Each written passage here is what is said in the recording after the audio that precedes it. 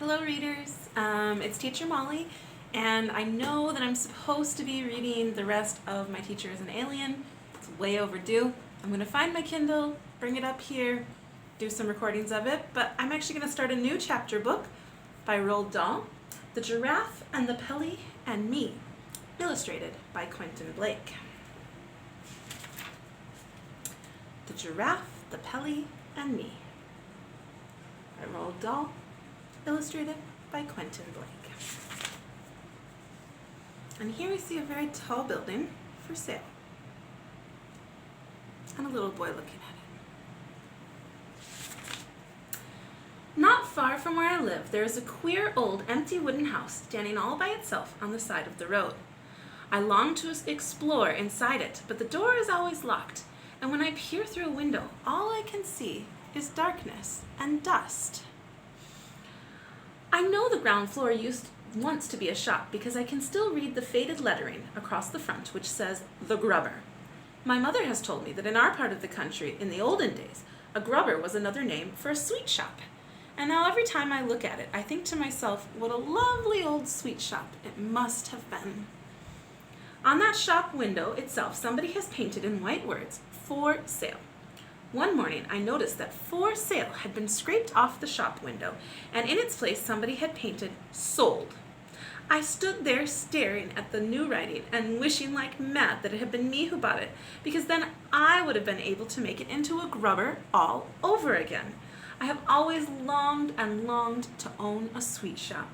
The sweet shop of my dreams would be loaded from top to bottom with sherbet suckers and caramel fudge and Russian toffee and sugar snorters and butter gumballs and thousands of other glorious things like that.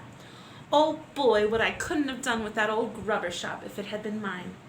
On my next visit to the grubber, I was standing across the road gazing at the wonderful old building when suddenly an enormous bathtub came sailing out through one of the second floor windows and crashed right in the middle of the road. Notice how they spelled sold.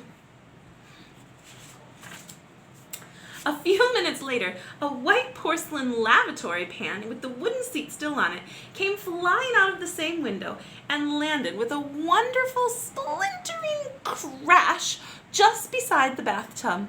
This was followed by a kitchen sink and an empty canary cage and a 4-poster bed and 2 hot water bottles and a rocking horse and a sewing machine and goodness knows what else besides. It looked as though some madman was ripping out the whole of the inside of the house, because now pieces of staircase and bits of the banisters and a whole lot of old floorboards came whistling through the windows. Then there was silence. I waited and waited, but not another sound came from within the building. I crossed the road and stood right under the windows and called out, "Is anybody at home?" There was no answer. In the end, it began to get dark, so I had to turn away and start walking home. But you can bet your life nothing was going to stop me from hurrying back there again tomorrow to see what the next surprise was going to be. When I got back to the grubber house the next morning, the first thing I noticed was the new door. The dirty old brown door that had been taken out, and in its place someone had fitted a brand new red one. This new door was fantastic. It was twice as high as the other one had been, and it looked ridiculous. I couldn't begin to imagine who would want a tremendous tall door like that in his house unless he was a giant. Can you imagine? Why is the door so tall? As well as this, somebody had scraped away the "sold" notice on the shop window, and now there was a whole lot of different writing all over the glass. I stood there reading it and trying to figure out what on earth it all meant. What does it say? The Ladderless Window Cleaning Company. Get your windows cleaned without a lot of dirty ladders leaning against your house. And it's called the LWCC, Ladderless Window Cleaning Company. How are you going to clean windows on a high house without ladders? I tried to catch some sign or sound of movement inside the house, but there was none, until all of a sudden, out of the corner of my eye, I noticed that one of the windows on the top floor was slowly beginning to open outwards. Then a head appeared at the open window. I stared at the head, The head stared back at me with big, round eyes. Suddenly, a second window was flung wide open, and of all the crazy things, a gigantic white bird hopped out and perched on the windowsill. I knew what this one was because of its amazing beak, which was shaped like a huge orange-colored basin. The pelican looked down on me and sung out, "Oh, how I wish for a big fat fish, I'm as hungry as ever could be. A dish of a fish is my only wish, how far are we from the sea?" "We are a long way from the sea," I called back to him, "but there is a fishmonger in the village not far away." "A fish what?" "A fishmonger." "Now what on earth would that be?" asked the pelican. "I have heard of a fish pie, and a fish cake, and a fish finger, but I have never heard of a fishmonger. Are these mongers good to eat?" This question baffled me a bit, so I said, "Who is your friend in the next window?" "She is the giraffe," the pelican answered. "Is she not wonderful? Her legs are on the ground floor, and her head is looking out of the top window." As if all of this wasn't enough, the window on the first floor was now flung wide open, and out popped a monkey. The monkey stood on the windowsill and did a jiggly little dance. He was so skinny he seemed to be made only out of furry bits of wire, but he danced wonderfully well, and I clapped and cheered and did a little dance myself in return. "We are the window cleaners," sang out the monkey. "We will polish your glass till it's shining like brass and it sparkles like sun on the sea. We are quick and polite, we will come day or night, the giraffe and the Pelly and me. We're a fabulous crew, we know just what to do, and we never stop work to drink tea. All your windows will glow when we give them a go, the giraffe and the Pelly and me. We use water and soap, plus some kindness and hope, but we never use ladders, not we. Who needs ladders at all when you're 30 feet tall? Not Giraffe and not Pelly, not me." I stood there, enthralled. Then I heard the giraffe saying to the pelican in the next window, "Pelly, my dear, be so good as to fly down and bring that small person up here to talk to us." At once the pelican spread his huge white wings and flew down onto the road beside me. "Hop in," he said, opening his enormous beak. I stared at the great orange beak and backed away. "Go on," the monkey shouted from up in his window. "The Pelly isn't going to swallow you. Climb in." I said to the pelican, "I'll only get in if you promise not to shut your beak once I'm inside."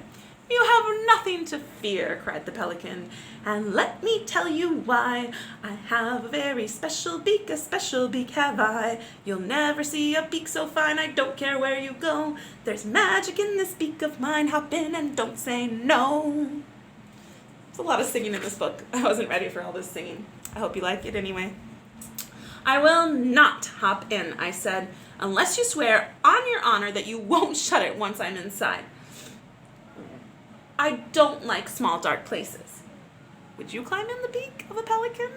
I don't think so. "When I have done what I am just about to do," said the pelican, "I won't be able to shut it. You don't seem to understand how my beak works." "Show me," I said. "Watch this," cried the pelican. I watched in amazement as the top half of the pelican's beak began to slide smoothly backwards into his head until the whole thing was almost out of sight.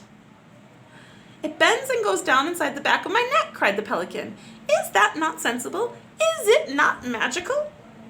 "It's unbelievable," I said. "It's exactly like one of those metal tape measures my father's got at home. When it's out, it's straight.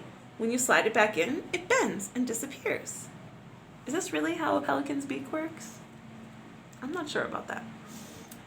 "Precisely," said the pelican. "You see, the top half is of no use to me unless I am chewing fish. The bottom half is what counts, my lad. The bottom half of this glorious beak of mine is the bucket in which we carry our window cleaning water. So if I didn't slide the top half away, I'd be standing around all day holding it open. So I slide it away for the rest of the day. Even so, I'm still able to speak. And wherever I've flown, it has always been known as the pelican's patented beak. If I want to eat fish, that's my favorite dish. All I do is I give it a tweak.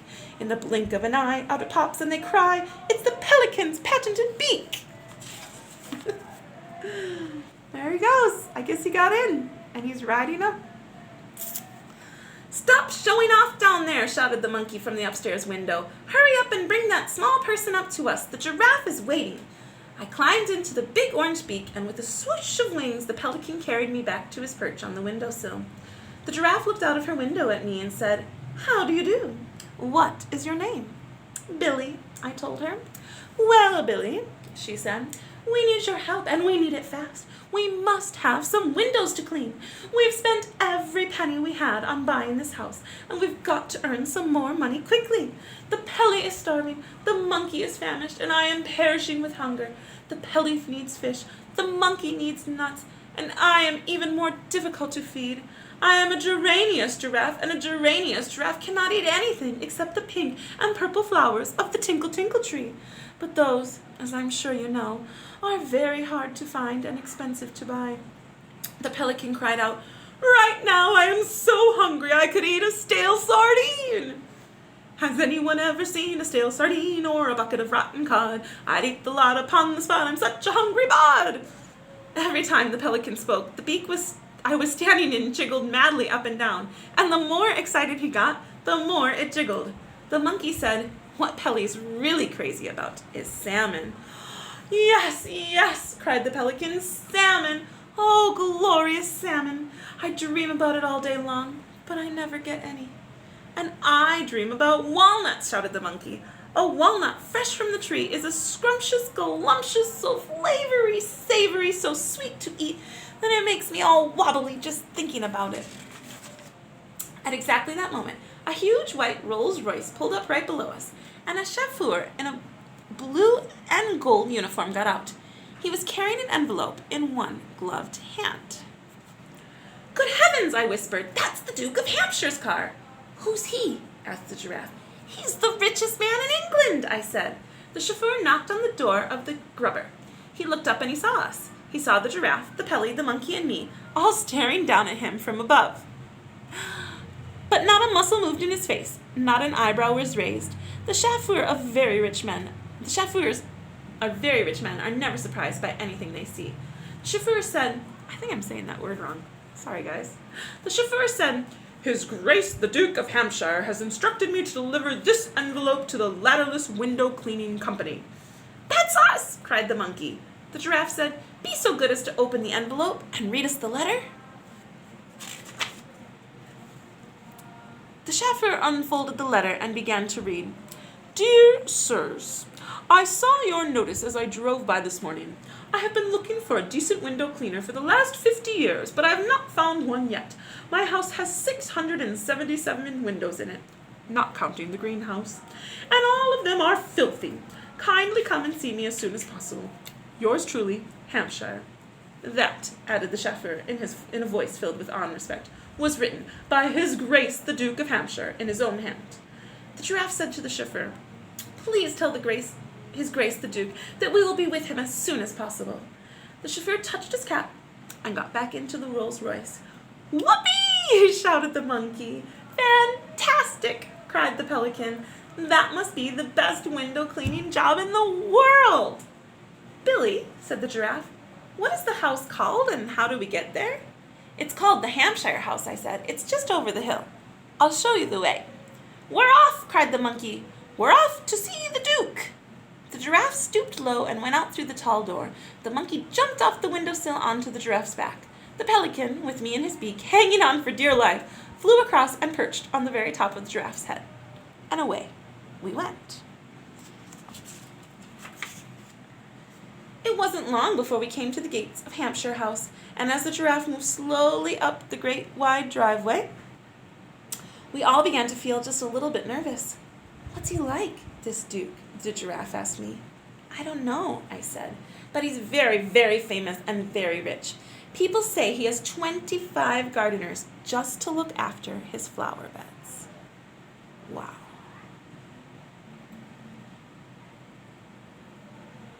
Soon the huge house itself came into view, and what a house it was! It was like a palace. It was bigger than a palace. "Just look at those windows!" cried the monkey. "They'll keep us going forever."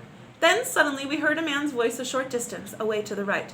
"I want those big black ones at the top of the tree," the man was shouting. "Get me those great big black ones!" And I'm going to stop there because this video is getting a little bit long. So you're just going to have to wait and see what those big black ones are and who is trying to get them and if they can help. All right, I'll see you soon.